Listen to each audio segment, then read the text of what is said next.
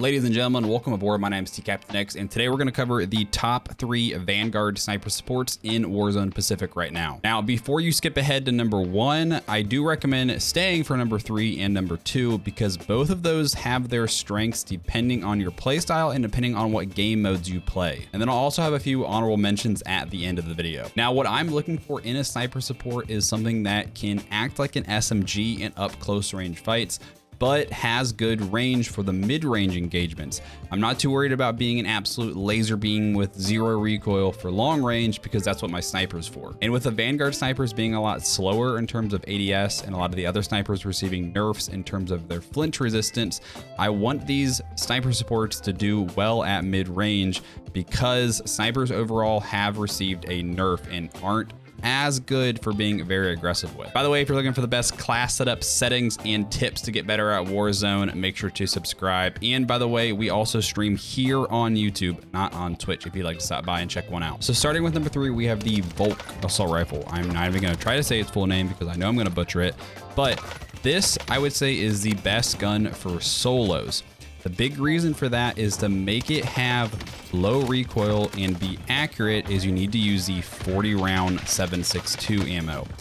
The 45 short I did use for quite a bit and I enjoyed it a lot. It felt great in terms of time to kill, but at range it has a lot of visual recoil. Your reticle will shake quite a lot with it. So because of that, I felt like the 40 round was more important. I would say this gun had the best overall feel though for close 1v1 fights. The biggest downside to it again though is that 40 round mag you're going to go through rather quick, so it doesn't do well with taking on multiple enemies at once. The recoil is very low, it's got a very solid TTK, and as long as you build it correctly, this thing will feel like an SMG in terms of mobility and how fast it can aim down sight. So one thing you're gonna notice is a bit of a pattern of how I'm building these sniper support guns. And for the barrel, I'm always going to go with the most accurate barrel. You're going to look for the one that says highly accurate and controllable. So this is going to be the 428 barrel for the Volk. I always go Mercury silencer because it does hurt your damage range, but it helps with recoil control. And then everything else we're going to build for helping our ADS be faster and have better sprint to fire speeds. So I'm using the Mark Skeletal and the Fabric Grip on pretty much all of these because they help. This one helps ADS, this one helps ADS and sprint to fire. Again, I mentioned the 40 round 7.62 is best because it's by far the less recoil. The Russian short 45 round one does a lot of damage, but it's got a lot of visual recoil, so I don't recommend it. I usually use incendiary rounds on almost all of my close range guns because I run Combat Scout and this extends the duration of Combat Scout. You should always go Slate Reflector. The SA converted helps with sprint to fire speed, and then the perk after this is kind of up to you. It's different for every gun. I'm using Fleet in this case because it helps with movement speed and helps with weapon swap because I'm not using Amped as much anymore because I think Combat Scout is better. For number 2, we have the STG assault rifle. I would say this one is best for mid-range engagements and is also most ideal for trios and quads due to its higher damage per magazine. So for this one, we're gonna be using the 45 round Russian short because this one doesn't have nearly as bad visual recoil compared to the Volk. It does have some, but it doesn't seem to be nearly as bad.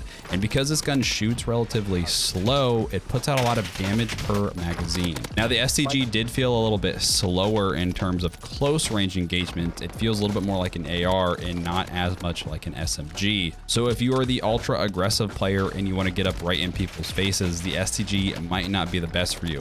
But if you're the more well-rounded sniper of your squad and you have teammates that can push and be aggressive and you're going to play more of the mid-range fights, the STG is probably your best choice. Now for the loadout, again, you'll see this is very similar to the Volk. The Mercury silencer, Skeletal, Fabric Grip, all the same. Folding stock. The barrel, this is again, the 760 barrel is again the highly accurate and controllable barrel.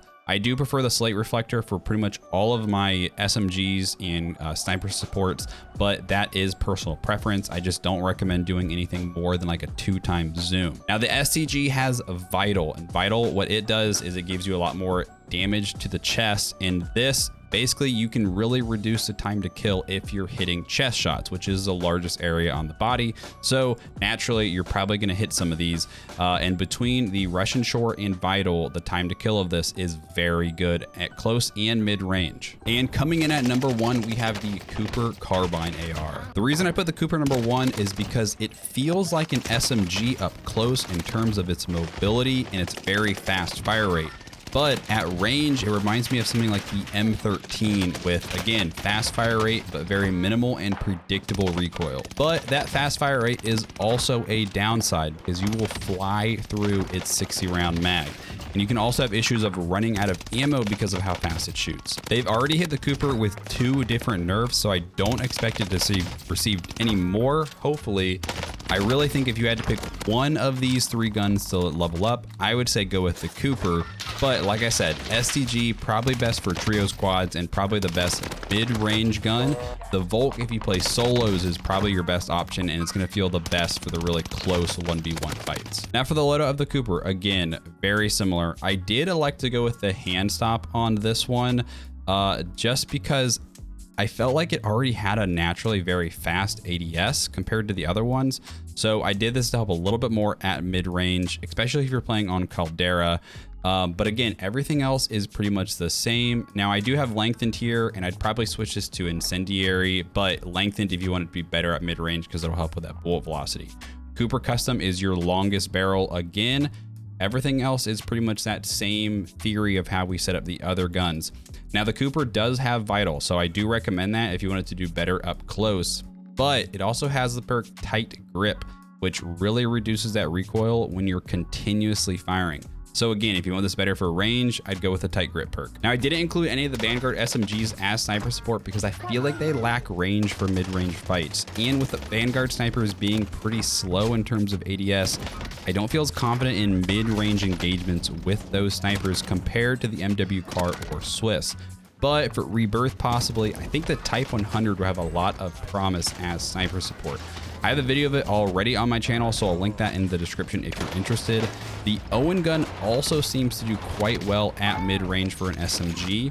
My only dislike about it is that magazine blocks the right side of your screen, which can be quite annoying. I left the AS44 out because I couldn't find a build that felt good both up close and at mid-range. It was either too slow with recoil attachments or had too much recoil at range if I built it for close range. The NZ41 seemed underwhelming, especially after they nerfed it. The Automaton was nerfed way too hard and doesn't have great damage and actually has a moderate amount of recoil now. The bar is way too slow, and all of the LMGs are too slow as well to use as a sniper support, in my opinion. Now, if you're wondering what snipers I would recommend, I'm planning on doing a complete sniper video where I rank every single sniper in the game. That includes Modern Warfare and Cold War snipers, plus the Vanguard snipers. I've already done, I think, 2 or 3 different videos on the Vanguard car with different loadouts. They keep nerfing the good builds though.